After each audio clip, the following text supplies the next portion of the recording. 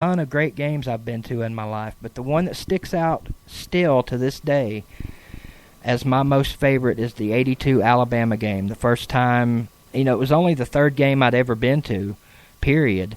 And Alabama trots in with their 11-game winning streak. They're favored to win. It's going to be another stomping at the hands of the Crimson Tide, but it was not to be that day. Tennessee pulls off the victory.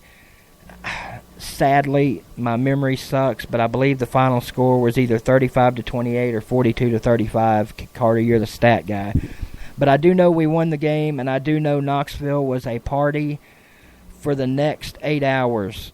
I-40 was backed up in both directions as far as the eye could see.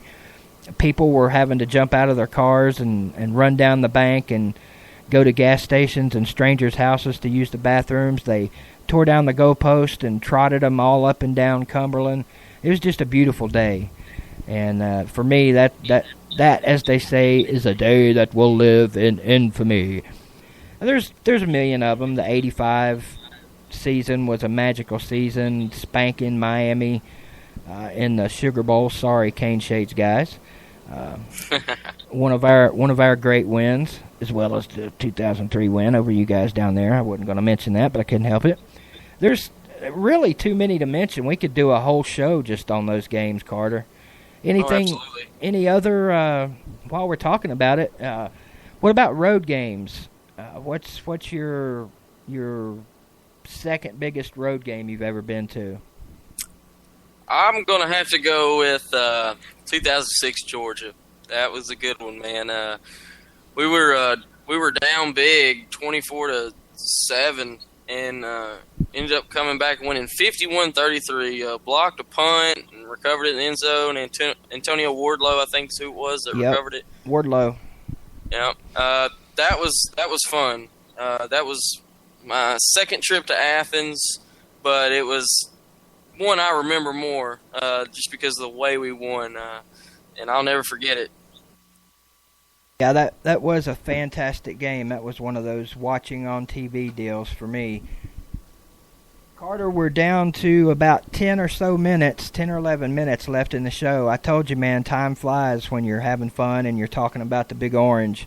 Carter and I were discussing the show last night, wondering if we had enough material written down to talk about. And, it goes so fast, and we were very fortunate to be able to do this. I know, internet radio's not something awe-inspiring and something that somebody just came up with last night, but it's something that I've always loved doing. I've always loved working in the radio industry, and even getting to do it here on the internet is fun. And it's your first attempt at it, Carter. You've done a great job tonight so far. Thank you. So I guess next we'll just move on and close out the show talking about some off-the-wall Vol subjects, some things that I really want to talk about briefly before we get really, really, really into this show, getting closer to football season. Some occurrences that have gone on here in Knoxville recently. Conzo Martin bolting for California. Donnie Knoxville taking the job in his stead. How did all of that affect you, if at all? I mean, I know you love the Vols, you love every sport like I do, but some people, if it's not football, they really just don't care. Not so much me. Your thoughts? As far as Conzo Martin, I was never really a big fan. I felt like we hired him just because we had to, because we lost Bruce Pearl. I just never felt like we were ever going to really do big things with him, even though we made it to the Sweet 16. I mean, but let's be honest here. We had a pretty easy road to get there, but I was really surprised that he left us like he did, but at the same time, I guess you can't blame him because of the way the fans, they had a petition trying to get him fired earlier in the regular season, and so he got a job offer from California, went out west, and now we got Donnie Knoxville. Yeah, you can't, as a fan base, you can't do that stuff and expect and expect your coach to stay around. And let's face it, Tennessee fans we're a lively bunch. We love our Vols. We're very outspoken and vocal. But on the flip side of that, if you screw with us emotionally, we're going to get after you. And what I mean by that is if you don't come out and win every daggone game, we're going to kick your ass somehow. Whether it's a petition trying to run you out of town or burning mattresses or, whatever. The basic gist of it is we love our Vols. We don't want them messed with, and we just want a winner. That's all. Tennessee fans are starved right now for a winner. It's hard to have a team that wins all the time, and then all of a sudden you turn around and they suck every year. That's something I'm not used to, even though, as my fanhood started, we weren't the greatest team in the world. Johnny had just come back home, and it was a process trying to get this thing turned around. But as far as Donnie Knoxville, I love this guy. And I'm not going to lie, when they announced him as our coach to start with, I was like, who? I think a lot of our fans were like, who? But he's come in here and he's rattled every bush, he's shaken every tree, and he's stolen from every institution he can to get recruits in here. And this after all of Conzo's recruits bolting on us. So I'm actually really excited to see what he can do on the court now. We know he can recruit, kind of like Butch. We know he can get them in here. Now let's see what he can do with them, and that will apply, as it always does, to football this year. Again, I want to thank Cane Shades Radio, our boys down there, Unk, that's D Nasty 15, Bo Nose, a couple of big Miami Hurricane fans, and Unk's nephew Jay, for turning us on to Ray Bones here in this little outfit we got going. It's been a lot of fun tonight. Thanks to you guys. Shout out to you guys. Shout out to my man Ray Bones, sitting here right next to me. Got to meet him tonight for the first time. Very super cool dude. Had a good time doing the show tonight. We're down to our last few minutes here. I have things I've got to do tonight, and I'm sure Carter does, and I know Ray's got things he's got to do. So, Carter, we got about 5 minutes left. Several different things I guess we could talk about.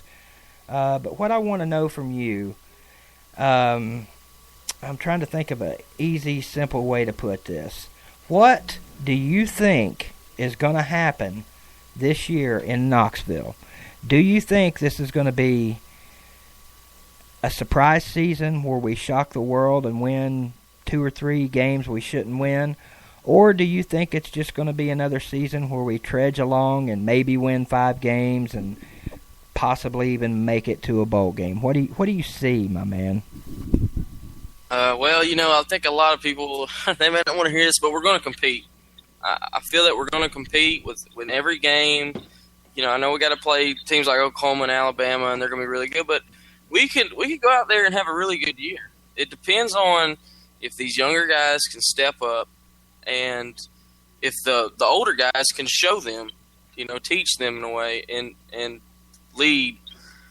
And if the quarterbacks can play, that's my biggest concern is the QB situation. And if we can do all those things, we'll have a good year.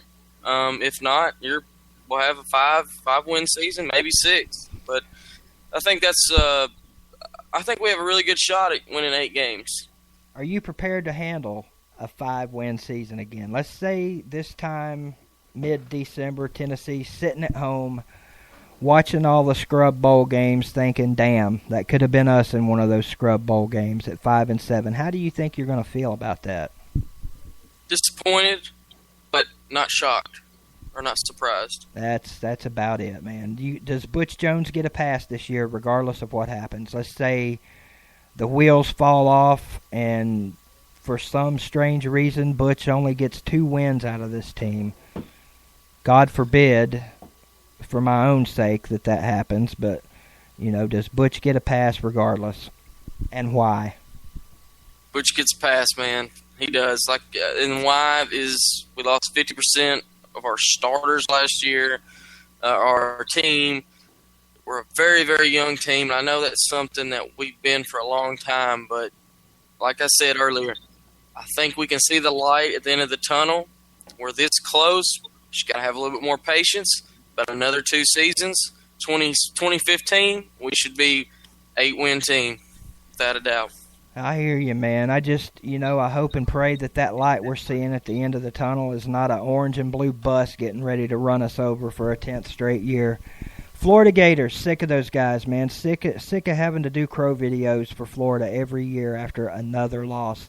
What kind of shot do you give us against the Gators this year? Oh, I give us a good shot. Florida, they're one of the worst years ever last. They got a coordinator from Duke. They still got they're going to have Driscoll back, but they have a lot of question marks. Now, a lot of people think that they're going to be the dark horse, or they're going to just bounce right back, win 10 games, possibly win the East. But we'll have to see. But I think we have a really good shot at beating Florida, without a doubt.